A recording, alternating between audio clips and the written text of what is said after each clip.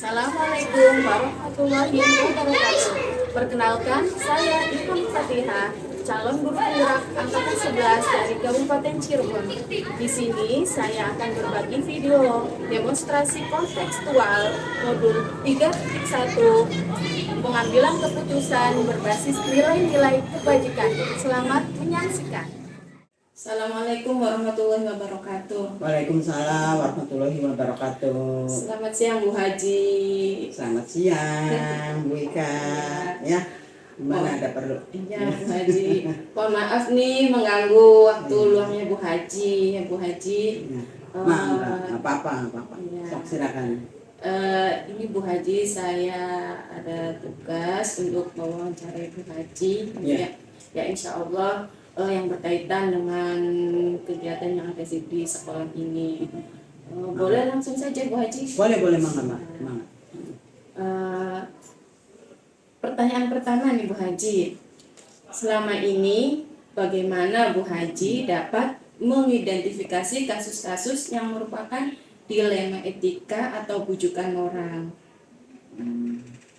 Baik ya, akan saya jabarkan dulu ya. Jadi tentang dilema etika itu merupakan situasi yang sulit di mana seseorang harus menentukan pilihan secara moral, keduanya benar, tapi bertentangan dalam mengambil keputusan. Sedangkan bujukan moral yaitu situasi ketika seseorang menentukan keputusan antara benar atau salah. Saya mengamati dulu suatu permasalahan, jadi Yang terjadi. Ya, saya mengamati dulu permasalahan yang terjadi, kemudian mengumpulkan informasi yang nyata lah, yang nyata, dan menentukan suatu keputusan itu mengacu berdasarkan peraturan yang ada. Jadi tidak hanya sembarangan. Jadi kita mengacu pada ke peraturan yang ada. Nah, itulah solusi dari. Terus nyata juga kejadiannya Bukan ilusi lah. Ya, betul sekali. Terus pertanyaan yang nomor 2 ini Bu Haji, selama ini bagaimana Bu Haji ini menjalankan pengambilan keputusan di sekolah yang Bu Haji pimpin ini, terutama untuk kasus-kasus di mana ada dua kepentingan yang sama-sama benar atau sama-sama mengandung nilai kebajikan. Jadi kita harus memilih salah satunya ya. Jadi antara dua kasus itu. Jadi begini ya. Jadi untuk mengambil keputusan yang dua kasus ini, sementara dua-duanya ya ini perlu semua gitu ya. Jadi kita ini dulu ya, kita selidiki dulu kasus mana yang lebih urgen, maksudnya itu. Memang dua-duanya itu semuanya kasusnya itu harus diutamakan, tapi yang lebih urgen dulu itu yang saya utamakan. Itu kemudian baru nanti setelah ini baru selanjutnya itu yang satunya. Jadi tidak mungkin kita mengambil keputusan dua-duanya bersamaan. Jadi sangat sulit ya. Jadi mesti ada jelang lah, ada jeda waktu gitu. Oh, yang kita utamakan ini dulu, yang urgen dulu, dan yang harus cepat diselesaikan itulah yang diutamakan dulu. Dan baru selanjutnya yang keduanya. Itu. Wah, super sekali Bu Haji ya. Kalau boleh tahu nih Bu, contoh kasusnya seperti apa ya Bu? Kasusnya contohnya seperti ini ya. Jadi misalkan di sekolah kami ini ada suatu anak yang dibully. Contohnya ada terjadi nih, anak kelas 4 itu dibully. Karena anak ini memang punya kekurangan. Dia fisiknya juga punya kekurangan. Kemudian mentalnya juga, kemudian kecerdasannya juga kurang. Memang anak-anak ini sangat kurang. Harusnya sih mungkin disekolahkannya mungkin di SLB, ada sekolah tertentu, tapi karena orang tua di kampung jadi maklumlah, tidak mau dia menyekolahkan di SLB, sekolah sendiri. Nah, kita pihak sekolah mau tidak menerima gimana, ya sudah, ketika dia kelas 1 diterima saja. Dan ketika kelas 4 dia tuh dibully sama teman-temannya. Kemudian anak itu tidak mau sekolah dan mau pindah sekolahnya. Kemudian saya panggil dulu Orang tuanya juga udah langsung ke sekolah, udah anak saya dibully begini-begini, bapak ibu kepala sekolah, saya mau pindah anak saya. Karena apa? Kata saya itu ditanya. Terus katanya dibully sama temannya. Terus saya panggil, orang tuanya dipanggil, ayunya juga anaknya dipanggil, kemudian yang ngebulinya juga anaknya saya panggil. Kemudian saya tanya, saya selidiki dulu awalnya, kemudian saya panggil, saya tanya, dan saya selesaikan. Jangan seperti itu, saya nasihati, kemudian anak yang ngebully juga saya berikan ya semacam sanksi lah, kemudian tidak boleh lagi seperti itu. Nah akhirnya ya berhasil, anak itu tidak jadi pindah, lanjut di sini, dan si anak yang ngebully itu sudah kapok, tidak ngebully lagi, dan sekarang lanjut sampai kelas 6. Alhamdulillah. Ya itu. Saya super sekali Bu Haji ya. Aduh. Berarti Bu Haji ini tidak hanya memanggil salah satu pihak saja ya Bu Haji ya. Ya dua-duanya. Terus di sini ada keterlibatan komite tidak Bu Haji? Ya kita minta saran juga sih, minta saran ya komite. Bagaimana ini ada masalah seperti itu, dan ya dia juga memberikan masukan. Komitenya. Ya. Adalah karena kita itu mitra, komite juga kan betul mitra. Sekali ya Bu Haji ya. Kemudian kita juga kan ada mitra dengan kepolisian juga. Jadi setiap jelang beberapa waktu tuh pernah kesini dari kepolisian juga, itu menasihati anak-anak yang nakal lah maksudnya. Itu kan ngebully itu ya termasuk kasus juga itu. Jadi kan kita jadi kita panggil dari pihak keamanan kepolisian itu pernah kesini. Iya, soalnya juga dari pihak kepolisian juga mencanangkan tidak ada bullying gitu ya, program dia juga punya program seperti itu kepolisian, jadi nyambung antara sekolah dengan pihak kepolisian mitra ya Bu Haji ya. Pertanyaan ketiga nih Bu Haji, langkah-langkah atau prosedur seperti apa sih yang biasa Bu Haji lakukan selama ini?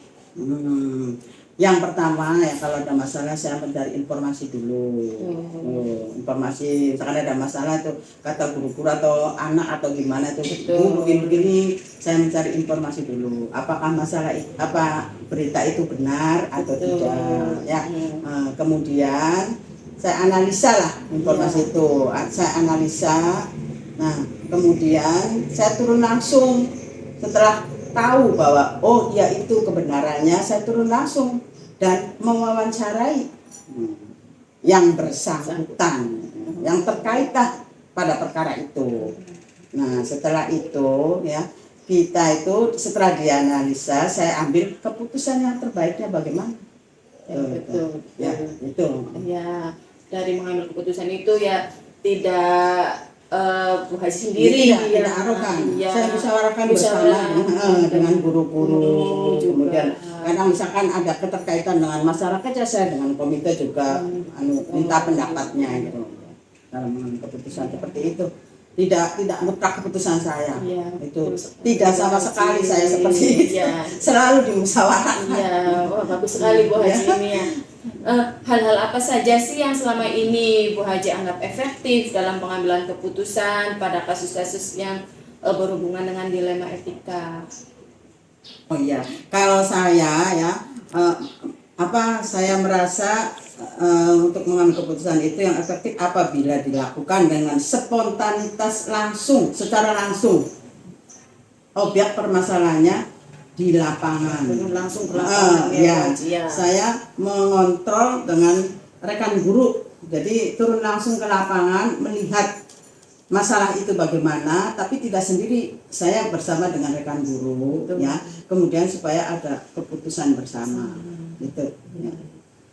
Terus hal-hal apa saja sih yang selama ini merupakan tantangan dalam pengambilan keputusan pada kasus-kasus dilema etika, dan tantangan itu saja Bu Haji. Jadi tantangannya yaitu apabila keputusan itu tidak diterima, itu adalah tantangannya. Jadi sangat dilema sekali kalau mereka itu tidak menerima keputusan itu. Itu salah satu hal-hal yang sangat sulit ya bagi saya kalau mereka itu tidak menerima keputusan. Jadi kita harus benar-benar meyakinkan mereka itu dengan keputusan kita.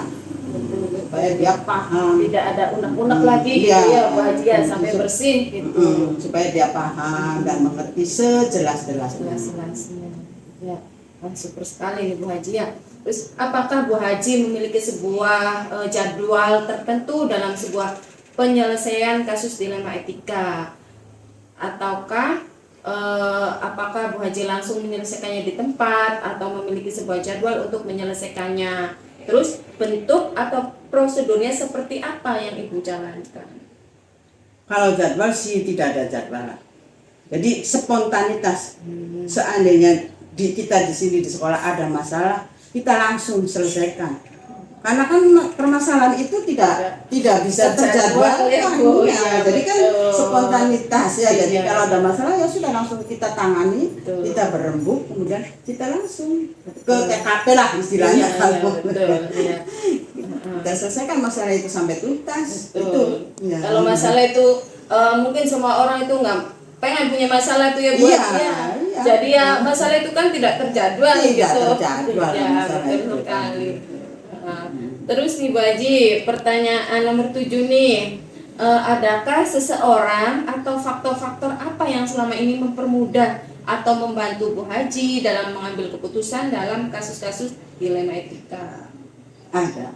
Faktor yang sangat membantu diri saya adalah wakil kepala sekolah lah kalau kita di tingkat SMP mungkin, tapi kalau di sini kan nggak ada wakil SMP, tapi kita guru-guru ya guru-guru ya kan guru itu yang sangat membantu sekali kan, karena kita juga kan perlu saran dari mereka, karena mereka yang langsung berhadapan dengan murid-murid, sehingga jadi masalah-masalah itu kan kita cepat bisa selesainya. Kalau kita kan mungkin ini hanya dari atas tuh, jadi tidak langsung, tapi mereka kan tahu. Jadi yang mendukung secara ini ke saya adalah guru-guru dalam menyelesaikan ini.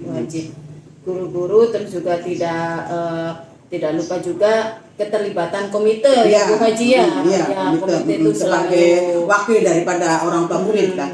Betul sekali Bu Haji. Nah, terus pertanyaan terakhir nih Bu Haji, dari semua hal yang telah disampaikan tadi ya, pembelajaran apa yang dapat Bu Haji petik dari pengalaman Bu Haji selama mengambil keputusan dilema etika? Ya, pengalaman adalah guru yang paling baik bagi saya. Jadi dengan adanya kejadian-kejadian atau permasalahan tersebut, sehingga bisa membuat saya itu lebih bagus lagi, lebih lapang lagi, lebih baik lagi untuk mengambil suatu keputusan.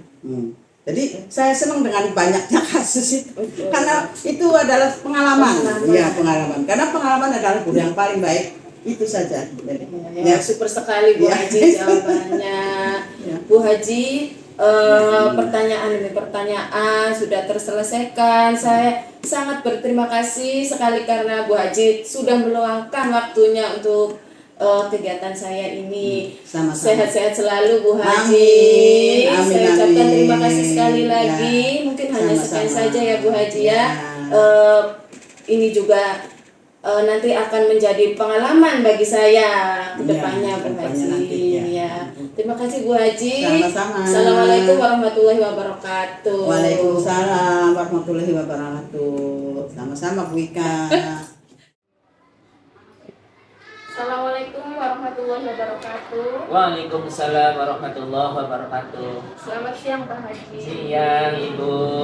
Bagaimana kabar hari ini Pak Haji? Alhamdulillah sehat, semangat.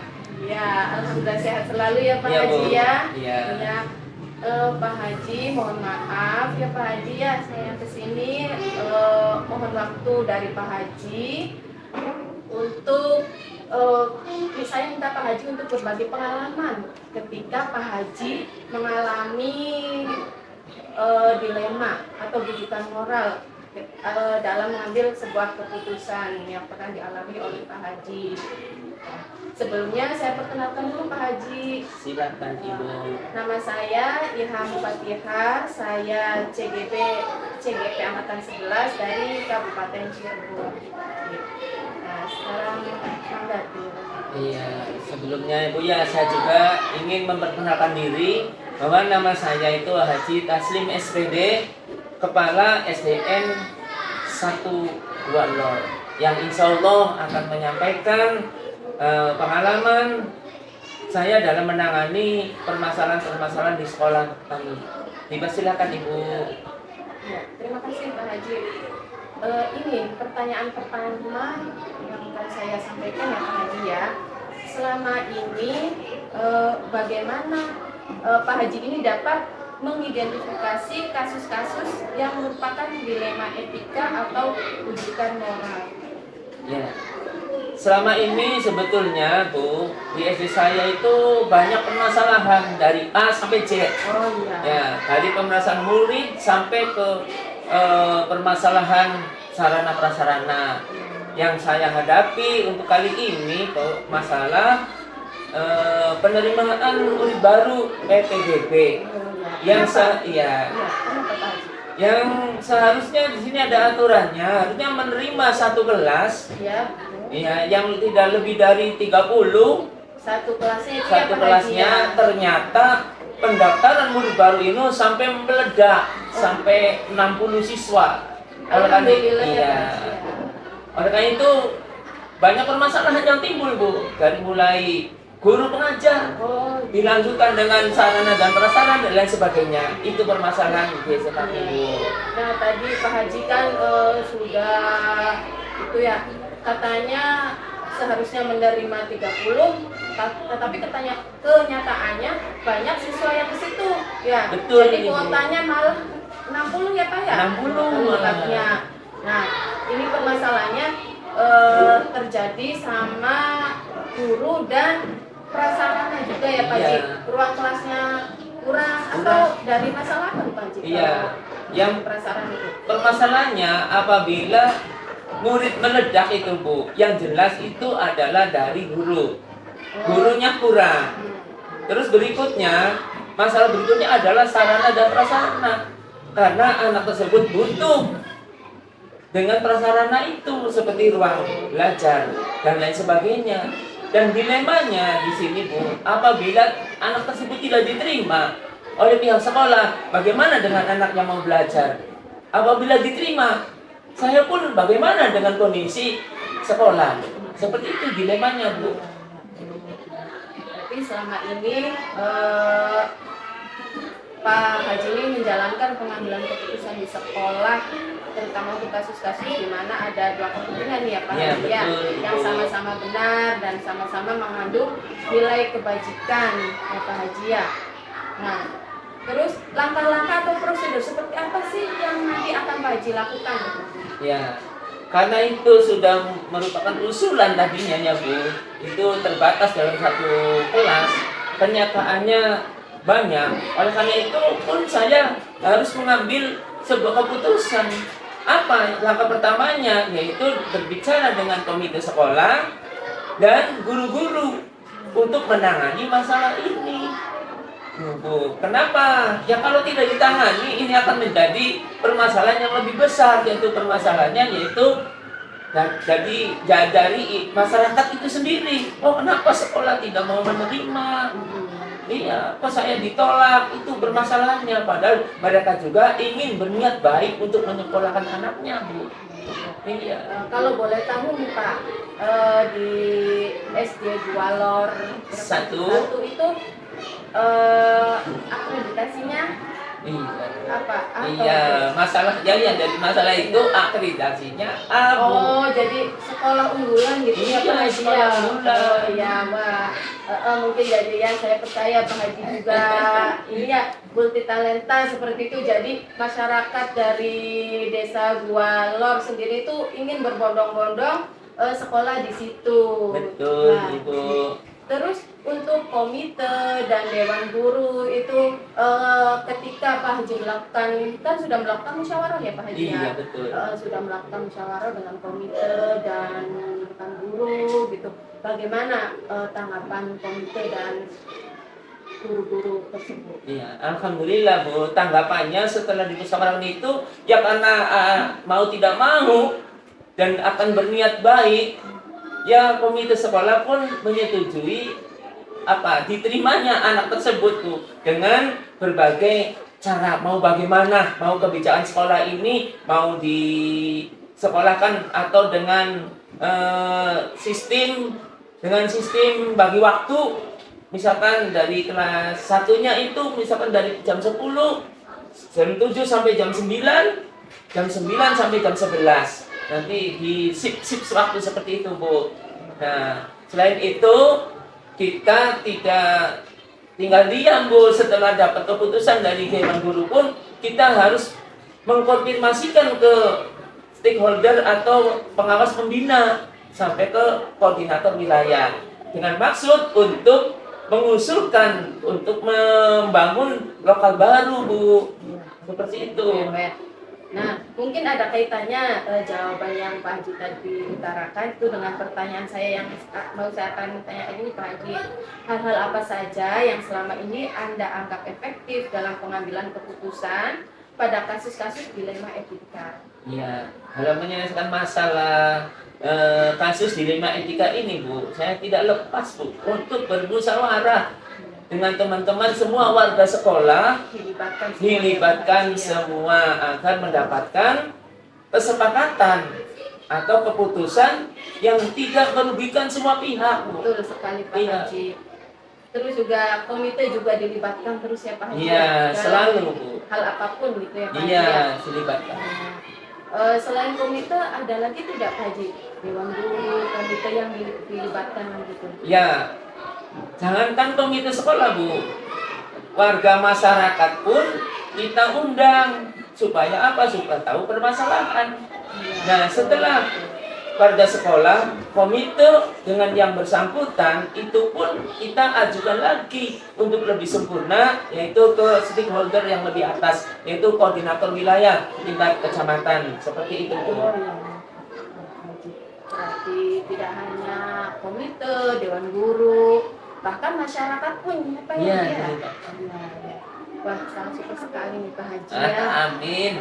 Terus ini Pak Haji, hal-hal apa saja yang selama ini merupakan tantangan dalam pengambilan keputusan pada kasus-kasus dilema etika tersebut? Nah, ini tantangannya, Bu, yang paling penting.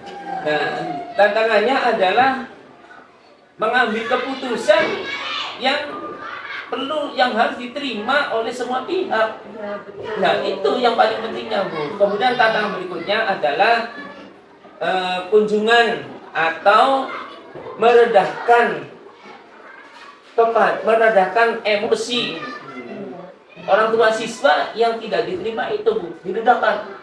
Ya, karena kalau tidak diterima, kita tahu sendiri, kan marah-marah. Sekolah apaan kayak gini, nggak terima sekolah, nggak terima anak belajar, seperti itu, Bu, tantangannya. Oh, jadi harus merendam amarah dari wali murid yang tidak diterima tersebut Iya. ya Pak Haji ya. Nah, untuk siswa yang tidak diterima di sekolahnya Pak Haji itu Pak Haji disarankan nggak mungkin ke SD mana gitu? Iya. Iya, Bu. Saya sudah menyarankan ke SD lain, cuma anime masyarakatnya ini susah, Bu, untuk bersekolah ke situ, tidak mau kalau dipindahkan ke SD lain. Meskipun sudah dijelaskan berbagai cara dari orang tuanya, dari muridnya, sudah, Bu, seperti itu. Tapi karena anime masyarakat, keinginan masyarakat itu ya, tidak Pak. bisa dibendung, Bu. Kalau sudah senang, ya senang lah, seperti itu, Bu. Wah, berarti pasti sangat bagus sekali itu Pak Haji. Insya Allah, Iya, Ibu. Pak Haji. Untuk ini Pak Haji, apakah Pak Haji ini memiliki sebuah jadwal tertentu dalam sebuah penyelesaian kasus dilema etika, dan apakah Pak Haji ini langsung menyelesaikan di tempat atau memiliki sebuah jadwal untuk menyelesaikannya, bentuk atau prosedur seperti apa yang akan Pak Haji lakukan? Ya, dalam menyelesaikan masalah, Ibu, di saya nih, ya, itu dilaksanakan situasional dan kondisional, Bu. Sebab permasalahan itu kan banyak, Iya, dari A sampai Z. Nah, yang paling penting itu yang paling segera diselesaikan, itulah yang segera dilakukan nih, Bu. Iya, yang paling pentingnya masalah murid baru. Berarti saya harus segera murid baru ini harus diselesaikan sebelum permasalahan lain muncul lagi ya, Pak seperti Haji, itu ya, Bu. ya. Jadi yang untuk masalah tempat Ibu bisa diselesaikan di sekolah, bisa juga diselesaikan di tempat lain seperti di rumah misalkan. Perlu juga kita visit ke sana, itu perlu diselesaikan di sana Ibu. Ya, konfirmasi. Bila perlu konfirmasi dengan perangkat desa siapa tahu Bu. Iya. Sekolah desa itu bisa menyelesaikan masalah karena desa pun punya wilayah Bu, Betul. punya wilayah iya untuk membangun dan sebagainya seperti itu. Nah, ketika Pak Haji melakukan visit tadi, Pak Haji sendiri atau dibantu dengan rekan lain?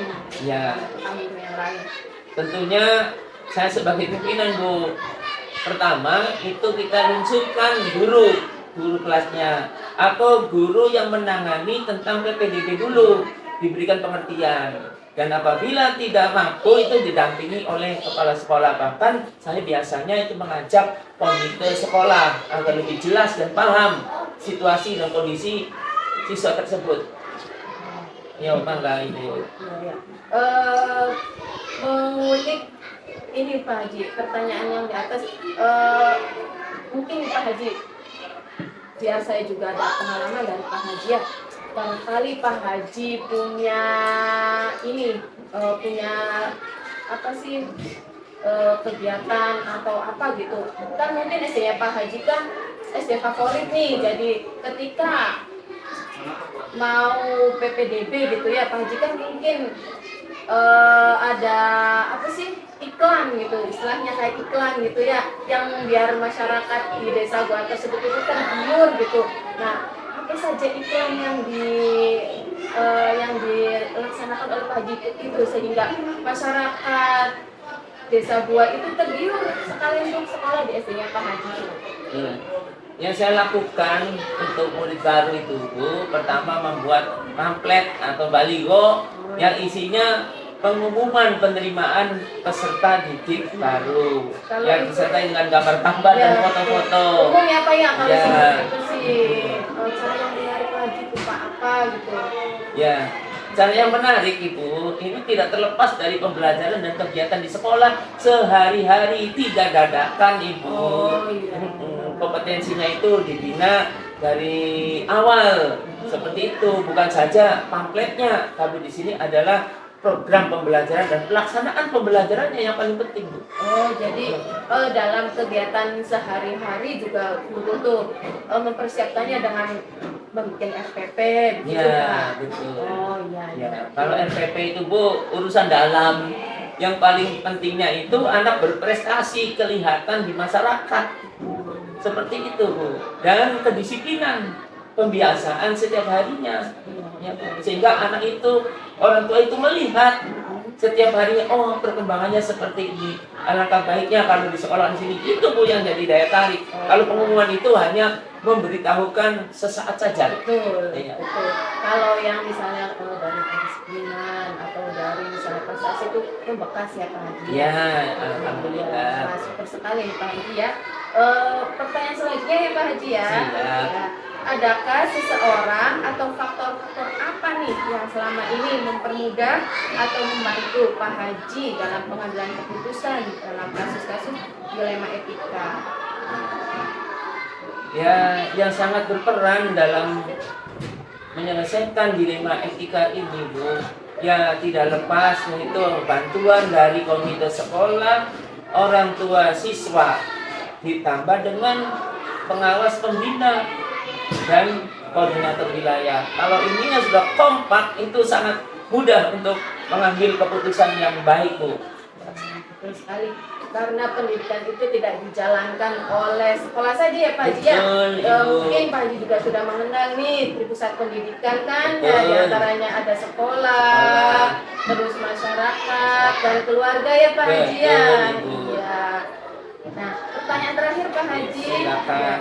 Ya, dari semua hal yang telah disampaikan oleh Pak Haji ini, pembelajaran apa yang dapat Pak Haji petik dari pengalaman Pak Haji selama mengambil keputusan dilema etika? Yang sangat penting itu Bu dalam mengambil keputusan bersama itu adalah musyawarah Bu.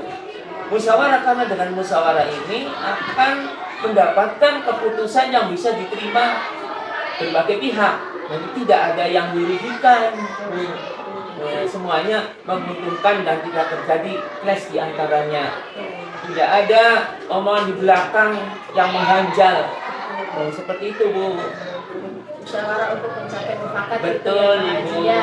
Ya, walaupun kan kita juga harus menerima kalau musyawarah kan apapun hasilnya harus kita terima karena itu Iya. adalah suara terbanyak kan Pak Haji Betul, ya. Ibu. Ya, wah sangat syukur sekali ini Pak Haji dan ini juga pengalaman ya bagi saya sharing istilahnya ya Pak Haji Iya. kepada saya gitu.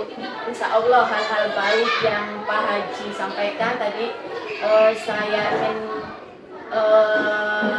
saya ingin lakukan gitu ya Pak Haji ya. Iya. Ya, ini saya lakukan dan Pak Haji, semoga Pak Haji sehat selalu. Amin. Terima kasih telah menularkan ilmunya kepada saya. Ya, sama-sama, Ibu. Ya, sehat selalu Pak Haji. Amin. Terima kasih atas waktu yang diluangkannya.